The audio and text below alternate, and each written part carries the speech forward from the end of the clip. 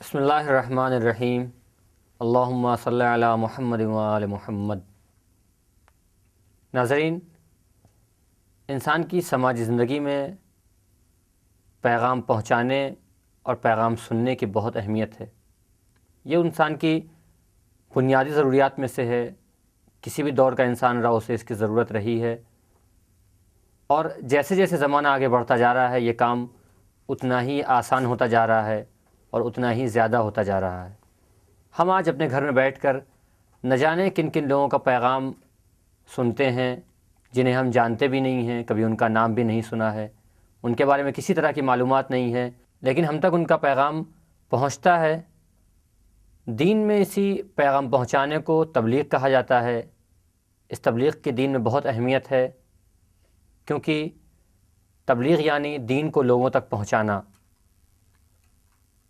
جب ہم واقعہ کربلا کو دیکھتے ہیں تو ہمیں یہ سوچ کر اور یہ دیکھ کر بہت تعجب ہوتا ہے کہ واقعہ کربلا جس وقت رونما ہوا ہے تو اس وقت ایک ایسی حکومت تھی جو ہر لحاظ سے اس وقت کے معاشرے پر حاکم تھی۔ اپنے ظلم و جور کے اعتبار سے اس کی کوئی مثال نہیں تھی، لیکن اس کے باوجود واقعہ کربلا ہم تک پہنچا ہے۔ اس کا مطلب یہ ہے کہ جو واقعہ کربلا کا پیغام پہنچانے والے تھے انہوں نے اپنی ذمہ داری کو اس طرح سے ادا کیا ہے کہ آج ہم تک یہ واقعہ پہنچ سکا ہے۔ لہٰذا ہمارے لیے ضرورت ہے کہ ہم سوچیں کہ واقعہ ہم تک کس طرح پہنچا، کن پیغام پہنچانے والوں نے کس کس طرح سے ہم تک یہ واقعہ پہنچایا۔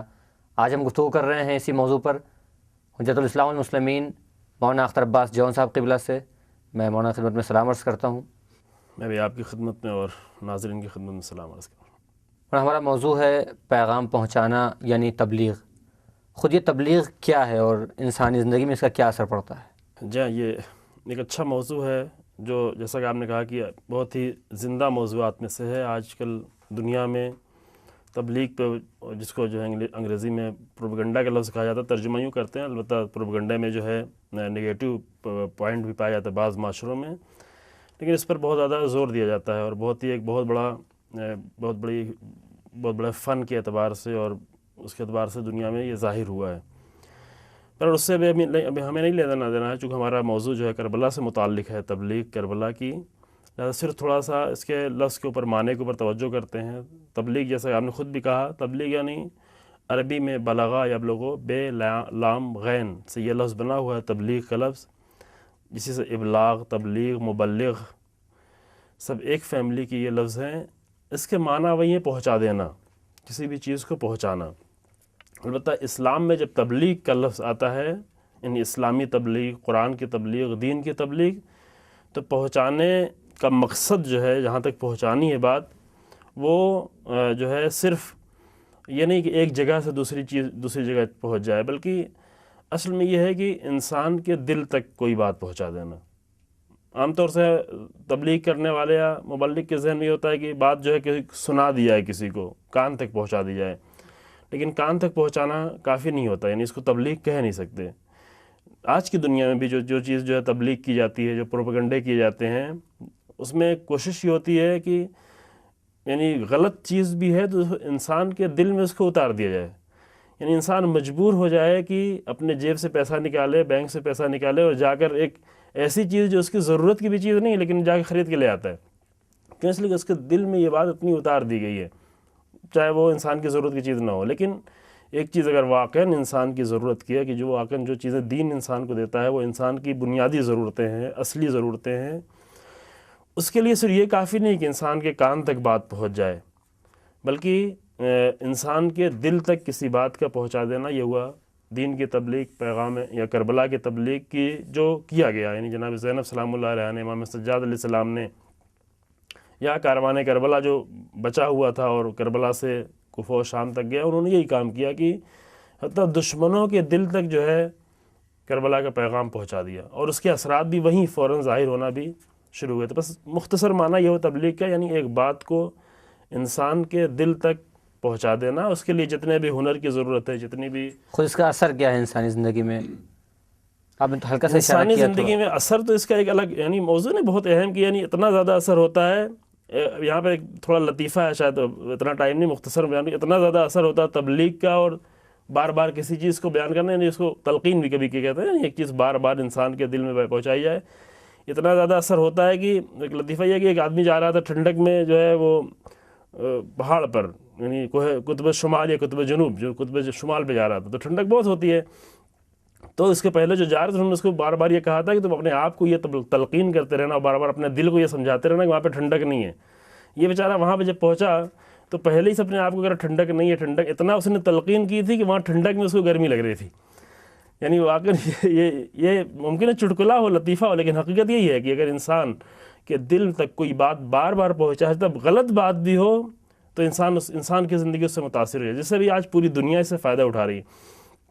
ایک تاجر کا کہنا ہے، تاجر کا یہ قول ہے کہ اگر میرے پاس $10 ہوں تو $10 میں اگر ہمیں بزنس کرنا ہو تو $6 ہم پروپیگنڈے پہ خرچ کریں گے، $4 کا سرمایہ خریدیں گے۔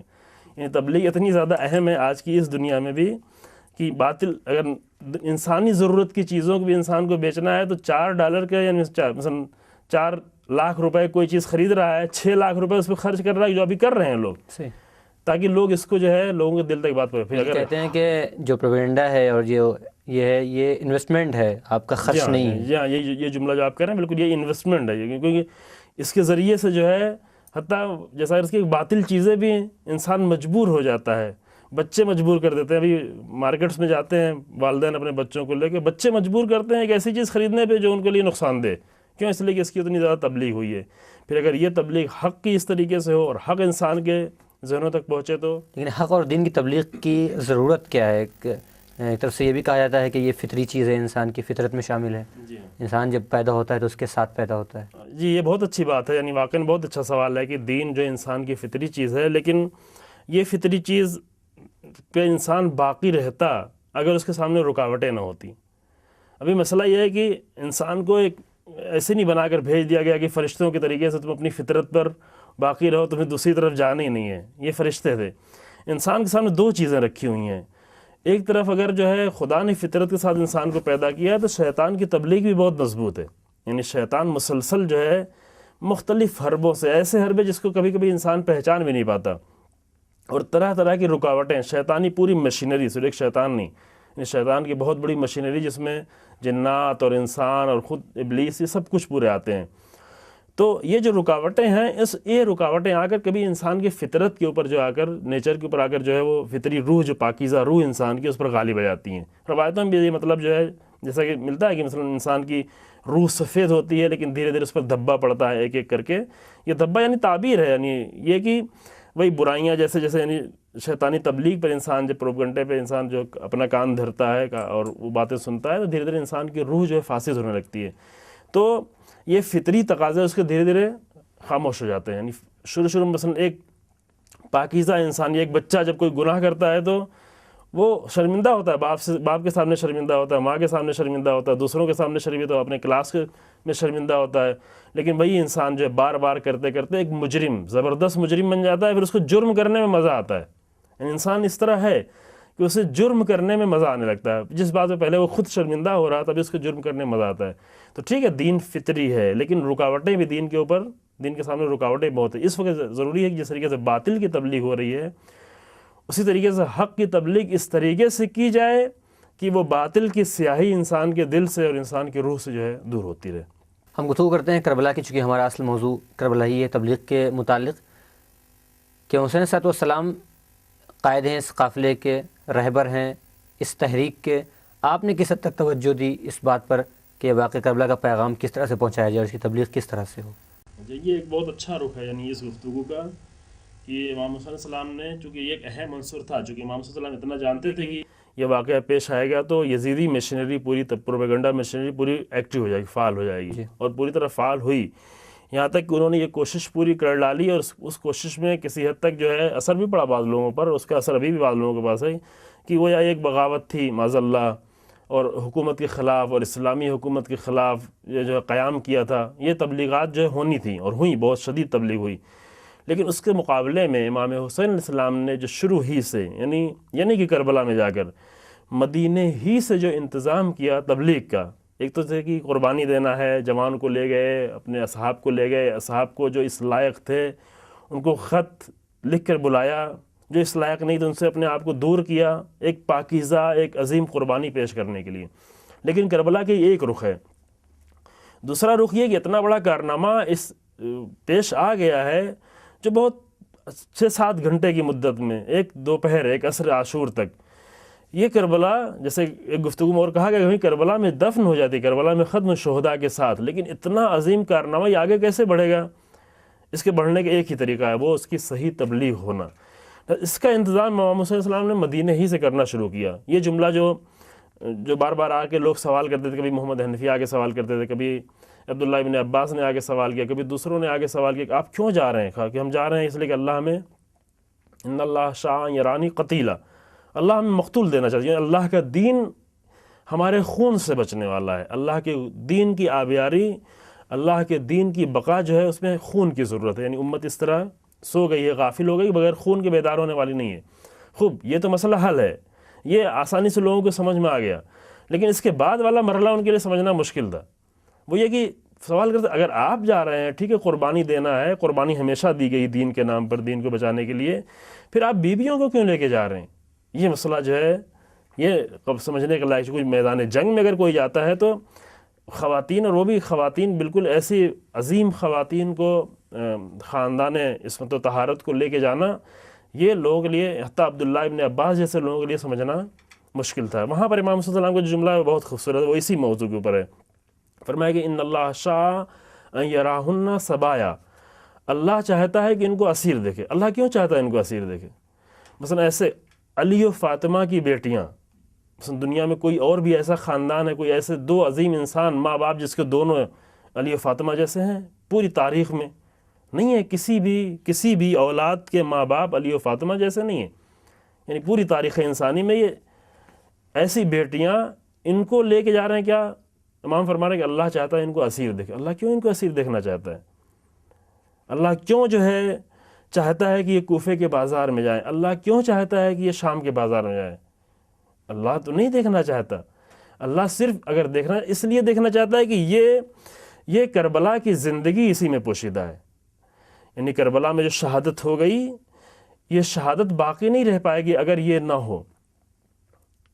جو دردناک بھی ہے، ایک اعتبار سے دیکھیں دردناک ہے، حتیٰ دشمن کے لیے بھی دردناک تھا. دشمن بھی اس منظر کو نہیں دیکھ پا رہا تھا، لیکن اس کے لیے جناب زینب خود تیار ہو رہی ہیں، ساتھ میں پورا کاروان لے کے جائیں. کیوں؟ اس لیے کہ اللہ چاہتا ہے، یہ اللہ اس لیے چاہتا ہے کہ اسی سے دین بچے گا. چونکہ ایک مسئلہ جو ہے یہاں پر بہت زیادہ گفتگو اس کی موقع نہیں ہے، وہ یہ ہے کہ ہر دین کے ساتھ ایک مشکل آئی کہ دین کو بہت ہی آسانی سے تبدیل کیا گیا. ہر دین کے ساتھ یہ پیش آیا. ہر انبیاء کے سامنے سب سے بڑی مشکل یہ تھی کہ جیسے ہی نبی گیا، بعد میں انسان نے اپنے تقاضے اس میں جا کر دین میں بھر دیے. جی ہاں، دین ختم، اور دین ہی تحریف ہو گیا دین، اور تحریف ہونے کے بعد دین ختم بھی ہو جاتا ہے.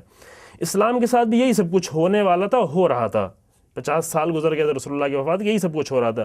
اور تقریباً اس مرحلے تک اسلام پہنچ چکا تھا کہ یزید جیسا حاکم آ کر رسول اللہ کا خلیفہ، اللہ کا خلیفہ، اللہ کی حکومت کی باغ ڈور سنبھالنے کے لیے بیٹھ گیا تھا. اب یہاں پہ کیا ہونا تھا؟ یہاں پہ اگر ایک صرف قربانی ہو جاتی، اور قربانی وہ بھی یزیدی پروپیگنڈے کے ذریعے سے جو تو قربانی کے سارے اثرات ختم ہو جاتے، تو بچتا کیا؟ یہ بچنے کا صرف ایک ہی راستہ تھا کہ اس قربانی کی صحیح تبلیغ ہو جائے. اور تبلیغ کیسے ہونی تھی؟ تبلیغ ہونے کا انتظام امام صلی اللہ علیہ وسلم نے وہی مدینہ ہی سے کرنا شروع کیا. مدینہ سے جناب زینب کو اپنے ساتھ لے گئے. آخر کیا وجہ ہے کہ جناب عبداللہ ابن عباس جیسے افراد یقیناً ایک بہت اہم صحابی ہیں، مفسر قرآن ہیں، یہ لوگ ان حالات کو نہیں سمجھ رہے تھے اور حسین سے آ کر کے سوال کر رہے ہیں، بلکہ منع کر رہے ہیں انہیں؟ جی ہاں، یعنی یہ واقعاً یہ تھوڑا آسان بھی نہیں ہے کہ مثلاً خاندان اہل بیت کو، جبکہ یہ معلوم ہے، چونکہ تقریباً یہ کسی حد تک گھرانے والوں کو کسی حد تک معلوم تھا کہ ایسے حالات میں اگر امام صلی اللہ علیہ وسلم قدم اٹھا رہے ہیں تو یہ جو چیز طے ہے وہ یہ ہے کہ زندگی نہیں بچے گی، شہادت کی منزل پر جانا ہے. بعض لوگوں کو اس راز سے آشنا بھی کیا گیا. جناب ام سلمہ اس راز سے آشنا تھیں، گھر کے اور بھی کچھ لوگ اس راز سے آشنا تھے کہ شہادت ہونی ہے. لیکن یہ بات ہضم کر پانا ان کے لیے کہ مثلا ہمارے گھر کے بھی ایک شریف گھرانے کی خاندان کے بارے میں اگر سوچا جائے کہ ان کو بلوے میں لے جایا جائے، بازار میں لے جایا جائے، انسان کے لیے قابل برداشت نہیں ہے یہ چیز. اور وہ بھی شریف ترین، نجیب ترین، پاکیزہ ترین گھرانہ، اور اس کو جو ہے عبداللہ ابن عباس جیسے لوگ کو بھی یہ سمجھنا بہت مشکل تھا کہ واقعاً اس گھرانے کو لے کے مثلاً جایا جائے ایسی جگہ پر جہاں جنگ ہو، اور جنگ ہونے کے بعد جو ہے ان کو یہ بھی خطرہ ہو کہ اسیر کیا جائے، یہ بھی خطرہ ہو کہ بازاروں میں لے جایا جائے. تو ایک چیز ممکن انسان سمجھانے پہ سمجھ جائے، لیکن اس کو دل میں اترنا یہ تھوڑا بعض لوگوں کے لیے مشکل ہوتا. عبداللہ جو ہے سمجھ گئے اس بات کو. جب جناب زینب نے کہا کہ مجھے جانا ہی جانا ہے، انہوں نے نہ صرف یہ کہ خود جناب زینب کو بھیجا، چونکہ عبداللہ کو یہ حق، جناب زینب نے کہا کہ آپ میرے شوہر ہیں، آپ مجھے روکیں گے تو میں رک جاؤں گی، لیکن ہاں امام حسین السلام کے بعد میں زندہ رہوں یہ اس کی کوئی گارنٹی نہیں. میں زندہ رہنا میرا یہ ممکن نہیں ہے، چونکہ جناب زینب صرف ایک ایموشنل رابطہ نہیں تھا امام حسین السلام سے جس کی بنیاد پر جا رہی تھیں. چونکہ اگر وہ صرف ایک ایموشنل بھائی کی محبت کا رابطہ ہوتا تو عاشور کے بعد جناب زینب کو زندہ نہیں رہنا تھا. عاشور کے بعد جناب زینب کی زندگی ممکن نہیں تھی. لیکن اس ایک بھائی کا جو محبت رشتہ تھا وہ تو تھا ہی محبت کا رشتہ، اس کے ساتھ ساتھ کربلا کی مبلغ بن کے چونکہ آئی تھیں، لہٰذا ایک ذمہ داری بھی ساتھ میں لے کے آئی ہیں، اور اس کی طرف جناب زینب متوجہ بھی تھی. جیسے پہلے گفتگو ہو چکی کسی اور مسگرد میں اس میں ٹیبل ٹاک میں، کہ جناب زینب جو ہے وہ جناب امام علیہ السلام کے ذریعے سے اور جناب زہرا کے ذریعے سے بعض حالات، بعض سیکریٹس جو ہے کربلا کے جناب زینب کو معلوم تھے، جس کی بنیاد سے جناب زینب کو آنا ہی آنا تھا. لیکن کس لیے آنا تھا؟ صرف یہ نہیں کہ اپنے بھائی کے ساتھ میں جا رہی ہوں اور بھائی کے ساتھ رہوں گی، نہ، بلکہ ایک امام حسین السلام میں جو جا رہے ہیں اور ان کو جانا ہے، اور ایک جناب زینب ہے، ایک ان کا کردار ہے شہادت کا کردار، ایک جناب زینب کا کردار ہے جو تبلیغ کا کردار ہے، جو جناب زینب نے وہاں پر ادا کیا پوری طریقے سے بہترین. یہاں پر میں ایک چھوٹا سا بریک لیتے ہیں، پھر واپس آئیں گے، گفتگو کریں گے.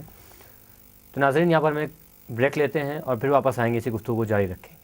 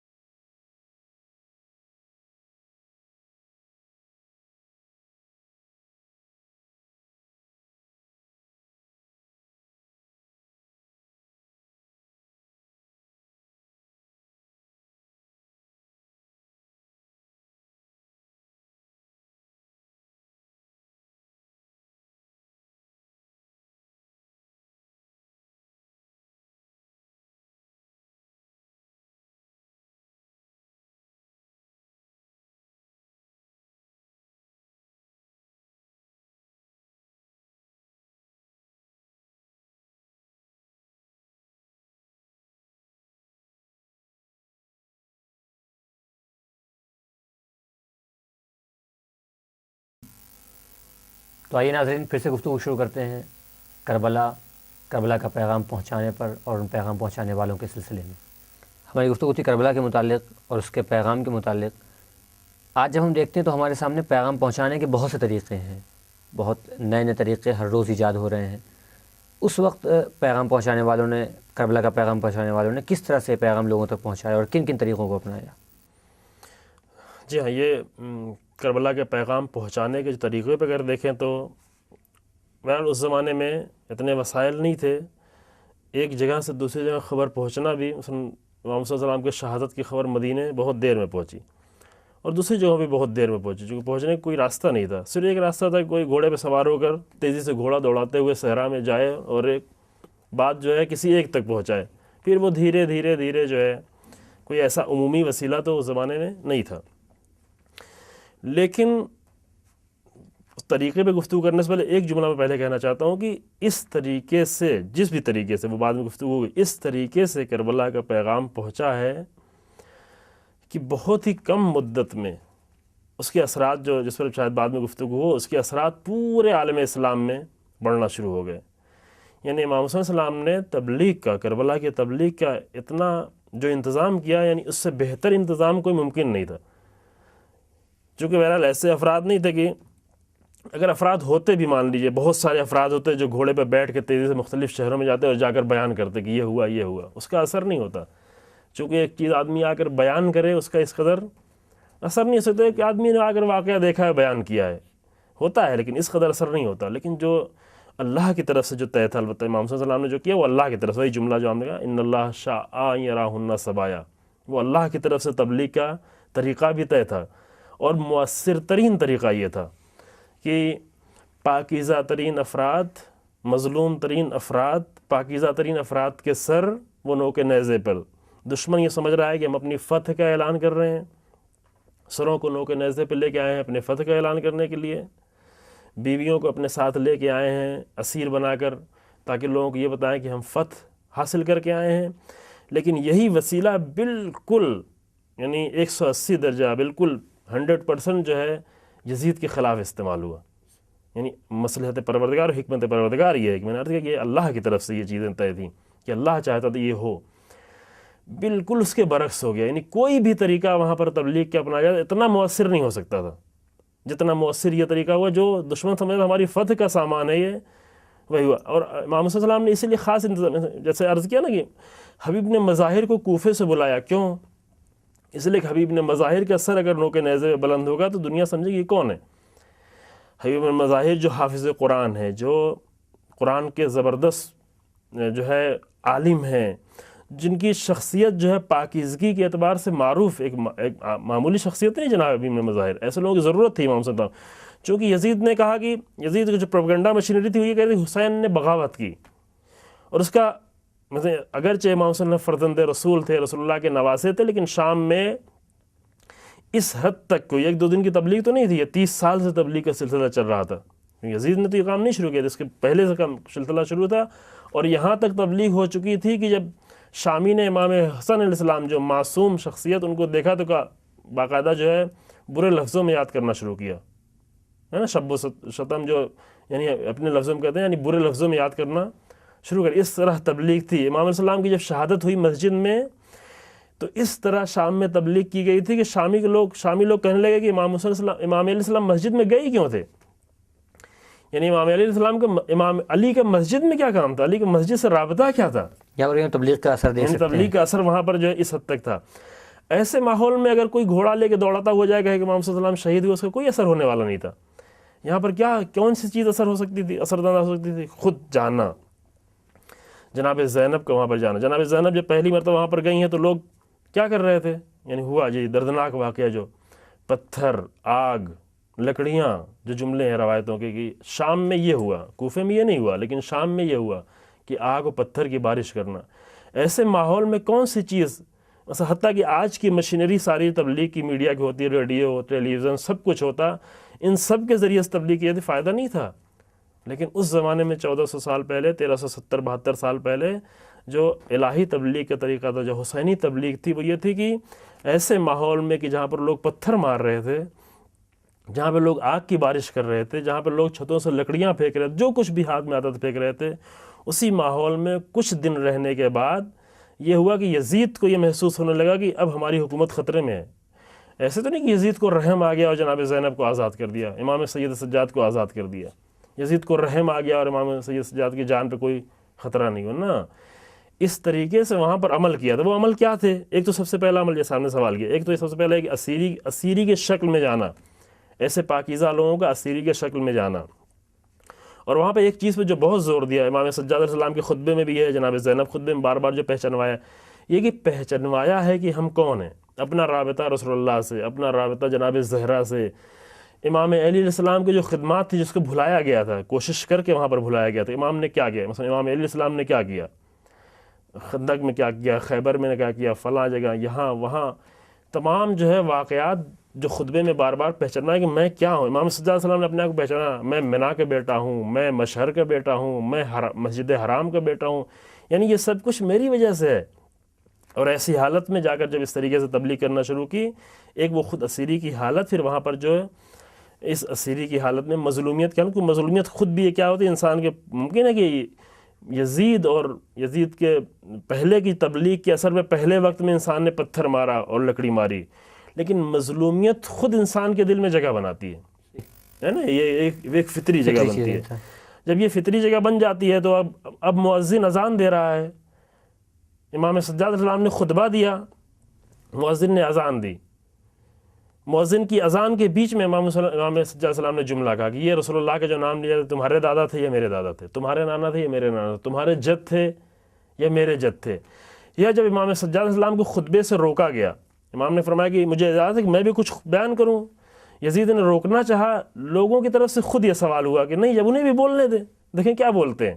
یعنی دربار کے لوگوں نے جو ظالم کے حمایت میں آ کر بیٹھے ہوئے تھے, تماشا دیکھنے کے لیے آ کر بیٹھے تھے, لیکن مظلومیت کی یہ تاثیر ہوتی ہے کہ مظلوم بن کے گئے ہیں, تو انہوں نے خود یہ تقاضا کیا کہ نہیں ہمیں بھی سننے دیں. دیکھیں کیا کہنا چاہتے ہیں. پھر وہاں امام سجاد علیہ السلام نے جو خطبہ دیا اس میں سب سے پہلا کام کیا کیا؟ پہچنوایا کہ ہم کس گھرانے کے ہیں، ہم کس پاکیزہ گھرانے کے رہنے والے لوگ ہیں. بازار میں جب کسی نے پوچھا کہ آپ کون ہیں، تو کہا کہ تم تو حافظ قرآن لگتے ہو. کہا کہ تم نے آیہ قربہ پڑھی ہے، آیہ تطہیر پڑھی ہے، سورہ دہر پڑھا ہے، ہم وہی ہیں، ہم انہی سے ہمارا. کہا یہ تو اہل بیت کے بارے میں کہا ہم اہل بیت. یعنی اس طریقے سے ان کے ذہنوں سے نکال دیا گیا کہ یہ جو ہے ایک باقی قسم کے لوگ ہیں. لیکن اس کا بہترین جو ہے تبلیغ کا طریقہ اپنایا ہے امام صلی اللہ علیہ وسلم نے، کہ اپنے ساتھ جو کاروان لے کے آئے انہوں نے جا کے اس طریقے سے تبلیغ کی جس کے اثرات پر اگر گفتگو کی جائے، یعنی وہ اثرات پڑے، شدید اثرات کی، وہ وہی اسی بہترین تبلیغ کے نتیجے میں تھے. تو اگر ہم اس کو یوں کہنا چاہیں کہ خود ایک اسیری ایک طریقہ تھا، پھر اس کے بعد متعلقہ جا کر تقریریں کرنا، لوگوں سے بات کرنا، لوگوں کو سمجھانا. سب سے پہلا طریقہ وہی اسیری خود تھا. پھر اسیری کے بعد جو ہے خطبے دینا. جناب زینب نے ایسی حالت میں، اسیری کی حالت میں کوفے میں خطبہ دیا، یزید کے دربار میں خطبہ دیا، اور ابن زیاد کے دربار میں خطبہ دیا. شور و ہنگامے میں جناب زینب نے جب بولنا شروع کیا سب لوگ خاموش ہو گئے. اس طرح سے بولیں، اس طرح، یعنی اگر گفتگو ہوتی جناب زینب، یعنی ایسی ایک مظلوم خاتون جو اتنا درد سامنے جس کے ہو، سامنے 9 کے نیزے پہ سر ہوں، بھائی کے سر، 6-7 بھائیوں کے سر، بیٹوں کا سر، بھتیجوں کا سر، سب کا سر سامنے، ایسے حالت میں خطبہ دے رہے ہیں. لیکن ایسا خطبہ دیا کہ وہ خطبہ کیا بن گیا؟ وہ خطبہ کہ جو لوگ تماشا دیکھنے کے لیے آئے تھے وہ سب کے سب یعنی گریہ، اتنا بلند آواز میں رونا شروع ہوا کہ اس طرح کبھی کوفے میں رونا نہیں ہوا تھا. یہ بہرحال ایک اثر تھا اس کا. لیکن یہ اثر کچھ لوگوں پر ہے اور ایک وقت کے لیے تھا جس پر خطبہ دے رہی ہیں.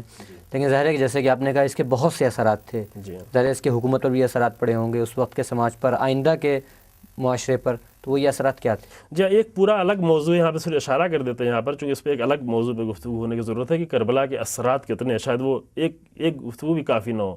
کربلا کے اثرات، مثلا ابھی کے زمانے میں کربلا کے اثرات کتنے، دنیا میں انقلاب آئے اس پہ کربلا کے اثرات، اسی زمانے میں کتنے انقلاب آئے اس پہ کربلا کے اثرات. مثلا ایران کا انقلاب آئے اس پہ کربلا کے اثرات کتنے تھے. جیسے خود امام خمینی رحمۃ اللہ نے بار بار کہا کہ میں ہر چہ داریم از محرم و سفر داریم، میں ہر چہ داریم از سید الشہداء داریم. میرے پاس جو کچھ بھی ہے وہ محرم و سفر کی وجہ سے ہے، میرے پاس جو کچھ بھی ہے وہ سید الشہداء کی وجہ سے. وہ اثرات ہی ہیں.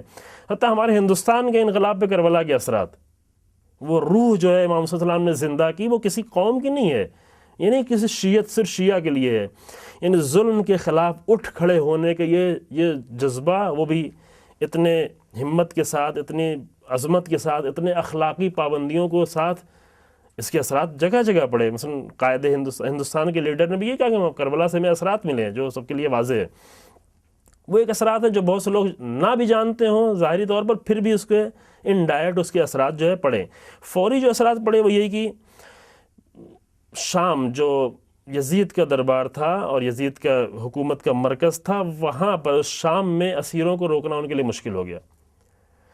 اور یزید کی حکومت کے بعد پھر جو حکومتیں آئیں بنی امیہ کی، معاشرے پہ جو اثرات تھے وہ تو بہت ہی واضح ہیں کہ دین کی اصلی شکل سامنے آئی. دین میں جو کچھ ہونا تھا وہی ہوتا جو اور دینوں کے ساتھ ہوا. دین میں دھیرے دھیرے تحریف، لیکن کربلا باعث بنی کہ ہمیشہ دین کی صحیح شکل لوگوں کے سامنے پیش کیا جائے. دین وہی ہے جو امام صلی اللہ علیہ وسلم نے آ کر 50 سال بعد پھر زندہ کیا، جو ایک موت کی حالت میں جا رہا تھا. اس حد تک موت ہو چکی تھی اس دین کی کہ یزید جیسے حاکم کو پورے عالم اسلام نے، جو شراب پیتا تھا، جو کتوں کے ساتھ کھیلتا تھا، جو زنا کرتا تھا، جس کے لیے محرم اور نامحرم نہیں رہ گئے تھے، یہ سب کچھ جرائم اس کے تھے، اس کے باوجود بھی اس کو خلیفہ خدا ماننے کو تیار تھے. یعنی دین اس حد تک جو ہے اپنے اصل مرکز سے ہٹ گیا تھا. تو سب سے بڑا اثر دین کو صحیح جگہ پر لے آنا. اور دوسرا اثر یہ ہوا کہ حکومت، بنی امیہ کی حکومت جو ہے وہ کتنے دنوں چل رہی، اس کے بعد ایک نصف قرن تک، وہ بھی بڑی مشکلوں سے کچھ دنوں تک چلی. پھر جہاں سے دیکھیں بغاوت کے آثار، مدینے میں بغاوت، ایسی زبردست بغاوت مدینے میں، کتنے لوگ شہید ہوئے، مارے گئے، اس میں کوئی شک نہیں. لیکن اس مارے جانے میں بھی کوئی نقصان نہیں ہے. انسان کی جان اگر ایک بڑے مقصد کے لیے جا رہی ہے، خون بہ رہا ہے، تو یہاں پہ انسان کی جان ضائع نہیں ہوتی. وہی لوگ زندہ ہیں. صحیح پوچھے تو وہی لوگ زندہ ہوتے ہیں. قرآنی اصطلاح میں بہت سے زندہ لوگ ہیں وہ آکن مردہ ہیں، لیکن وہ لوگ جو بڑے مقصد کے لیے قربانی دے چکے ہیں وہ لوگ زندہ ہیں. کوفے میں، مدینے میں کتنے، جناب مختار کا قیام، پورا انقلاب. یہاں تک کہ اس حد تک یہ بات آگے بڑھی کہ بہت ہی کم، یعنی اتنی مضبوط حکومت، اتنے بڑے دنیا جو اس وقت آدھی دنیا سے بھی زیادہ جو ہے کہا جاتا تھا کہ اسلامی حکومت تھی، چونکہ اس وقت امریکہ اور یہ پوری نہیں معلوم تھا لوگوں کو، صرف یہی ایک محدود دائرہ تھا ایشیا اور یورپ کا اور افریقہ کا حصہ جو ہے، خوب وہاں پر تقریباً آدھے پر جو اسلام کی حکومت تھی اور اتنے مقتدر حاکم، لیکن بہت ہی جلد ایک آدھی سنچری گزرنے کے بعد جو ہے بنی امیہ کی حکومت ختم ہو گئی، اور اس دوران میں بھی جو حکومت رہی وہ کتنی مشکلوں میں گرفتار رہی، کتنی جنگ، کتنی جو ہے، اس کے بعد دوسرے بھی اگر حاکم آئے وہ آئے کربلا ہی کے نام پر، لیکن وہ مشکلات انہوں نے ایجاد کی، لیکن پھر بھی ان کے لیے کربلا ہی مشکل ہوئی۔ مثلا ہارون کے زمانے میں، مامون کے زمانے میں جو بغاوتیں ہو رہی تھی اس کی اصل بنیاد کیا تھی؟ اصل بنیاد یہ کر، یعنی جہاں بھی ظلم سر اٹھاتا تھا اور ظالم سامنے آتا تھا، کربلا کی بنیاد پر جو ہے بغاوتیں ہوتی تھی، کربلا کی بنیاد پر ان کی مخالفت ہوتی تھی، ورنہ کسی میں جرأت نہیں تھی۔ مثلا آج کی دنیا میں بھی کسی میں جرأت نہیں ہے کہ جو دنیا کے ظلم کے مقابلے میں کچھ بول سکے۔ کون بولتا ہے؟ وہی جس کے پاس روح کربلا موجود ہو۔ مثلا آج پوری دنیا میں جب ظلم ہو رہا ہے، بڑی بڑی طاقتیں، بڑی بڑی جو ہے حکومتیں ظلم کر رہی ہیں، اسرائیل ظلم کر رہا ہے، امریکہ ظلم کر رہا ہے، عراق میں، افغانستان میں، فلسطین میں، کون بولتا ہے؟ وہی ان کے مقابلے میں بولتا ہے جن کے پاس روح کربلا کہیں نہ کہیں سے موجود ہو، یا ان تک موجود ہے یا ان کے کسی کے ذریعے سے ان تک پہنچی ہوئی ہو۔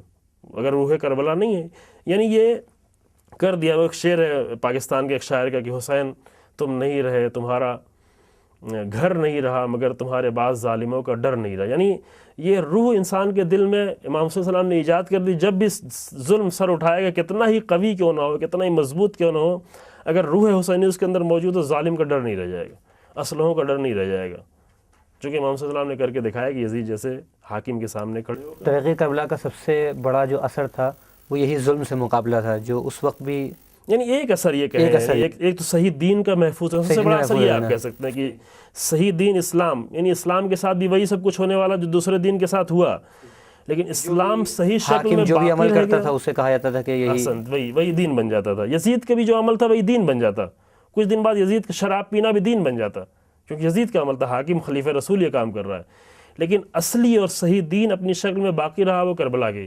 نتیجے میں۔